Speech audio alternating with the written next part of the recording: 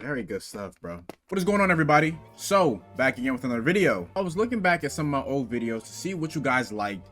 You guys really like me reacting to those TikTok hot takes. So I thought for today's video, why don't I bring that back and react to some more hot takes from TikTok? That's exactly what we're gonna do today. As you can see, I have my TikTok up on the screen. Look, y'all, follow me. Why not? It's free. Do it. So Mars is about to give us his top 10 shooting guards of all time. Michael Jordan, Kobe, Wade, Harden, Clyde Drexler, T-Mac, Reggie, Ray, Allen Iverson, Manu Ginobili. AI should be 5 on your list to me. Clyde Drexler and AI for me are kind of interchangeable. You know, you can go either way. Personally, I'd probably lean AI. T-Mac is better than Allen Iverson, in my opinion. Ooh, okay. That's kind of crazy. That's kind of crazy. AI won more. He was more accomplished. He has the better accolades. He has the better statistics. So I don't really get how you look at that and say T-Mac is better. But hey, man, to each their own. You know, personally, though, obviously AI is better. So it's just clear cut that James Harden's better than Allen Iverson. I think it should be. If it's not, then Yes, Why should it be? it is clear cut. Would you rather Jalen Brunson addition first name up Fred VanVleet? Freddie. Whoa.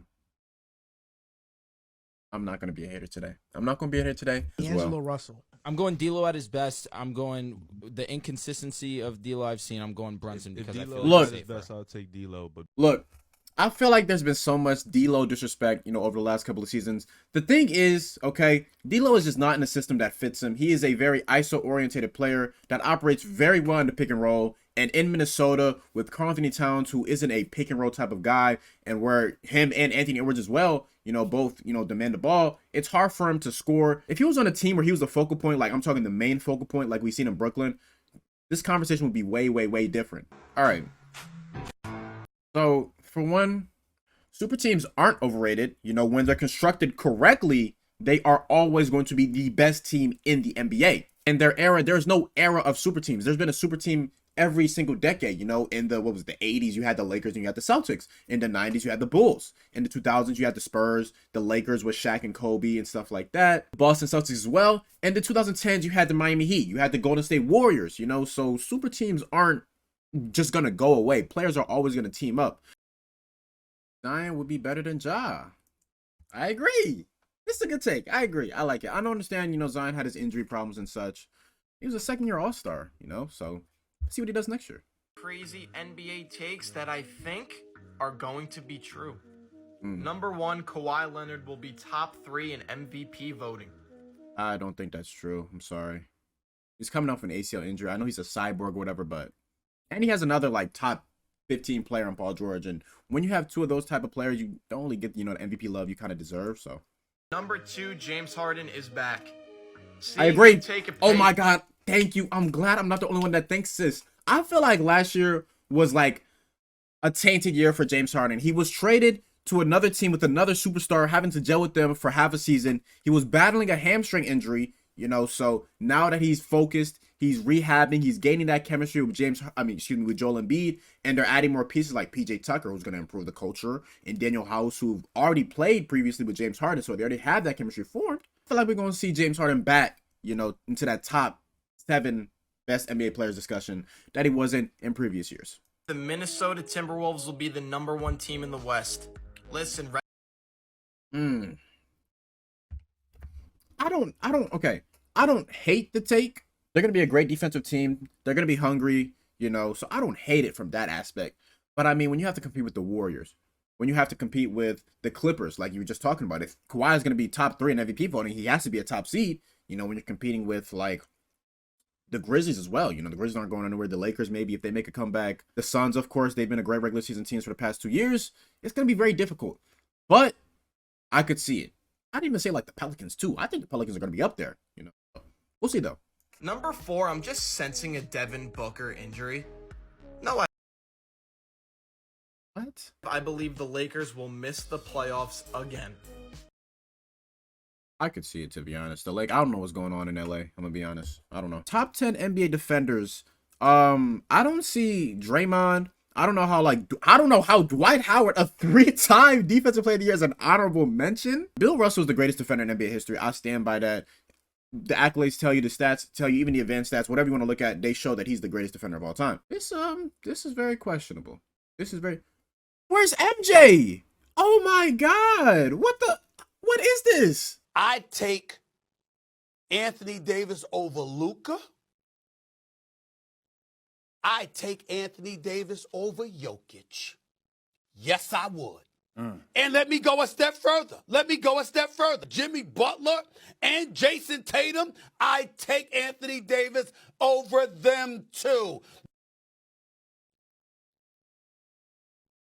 Last 20 years, where does prime Carmelo rank? Kobe, Braun, KD, Tim Duncan. I'm not taking Embiid over Prime Melo. I'm not taking Joel Embiid over Prime Melo. Embiid right now, if he stays the course, never win a championship, who does he go down as? Probably like another Melo. So you don't think?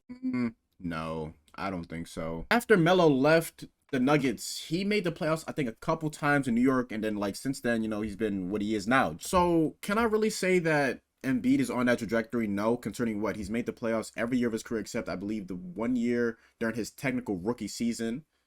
And it's like, he's always been right there. Like, you think about 2019, he was right there. 2020 was a bubble year. I think they had an injury. I think Ben Simmons was hurt or something like that. 2021, of course, the whole Ben Simmons debacle. And then this year, he was hurt. So, I mean, most of it has just kind of been out of his control. So I can't really say that he's on the trajectory of Carmelo Anthony, because, I mean, things just haven't gone his way. Prime Melo, I think he's behind Embiid currently. That's just my personal opinion. Hey, man, shout out to Big Ball & Score Brand, man. You making a video pop. In their primes, Larry Bird was better than Magic Johnson. I can get behind that, but I feel like Larry Bird did have the better team, because Larry Bird had, like, Kevin McHale was Hall of Famer, I believe, and, like, Robert Parrish and Dennis Johnson and Nate Archibald. But at the same time, you know, Magic had Kareem, of course, and he had James Worthy and such. It's an interesting topic. Personally, in their primes, you could say Larry Bird was better. These two were, you know, just back and forth for their entire career. So I feel like you can go either other way. So this one's at 100%. Leaving Golden State was the right decision, even if KD doesn't win another ring. Yeah, I personally don't think so. This is a very interesting discussion that I feel like a lot of people like to have on, oh my God, Kevin Durant's rings are tainted, yada, yada, yada. Look, at the end of the day, it's about what's on the accolade sheet, okay? And if it says he has 4 or 5 championships, who cares, you know, how he won those rings? Like, the media has affected, you know, a lot of the things we see nowadays. Because, like, you look back in NBA history and nobody really gets on, you know, Kareem Abdul-Jabbar for having, you know, Oscar Robertson and then leaving him and then going to the Showtime Lakers to win his championships. Or the same thing for Wilt Chamberlain at the end of his career. When he couldn't win another ring, he went on to ring chase and he went to the Lakers to win another one. List goes on and on and on. We see time and time again, you know, players tend to join other players to win championships. Now, of course, none of that is on the magnitude of KD joining the Warriors, but still at the same time, all of those are grouped in the same things. You know, you go to the place where you're going to have the most success, and KD had the most success in Golden State. You can ask any NBA player in NBA history what they'd rather have, the media be on their side or more championships. They're going to choose the championships 10 times out of 10. Brown better than Tatum. Yeah, he just isn't. I feel like a lot of people say this because, like, of the finals, of course, but we got to recognize that Jason Tatum was receiving #1 defensive assignments every single night, which freed up Jaylen Brown to play as well as he played. I feel like Tatum is what makes the Celtics go, and Brown is just a perfect #2 to play off of him. Grant Hill is a better player than Larry Bird. Grant Hill is a better player than Larry Bird. Give me Larry. What? NBA hot takes, CJ McCollum is just as good as Devin Booker.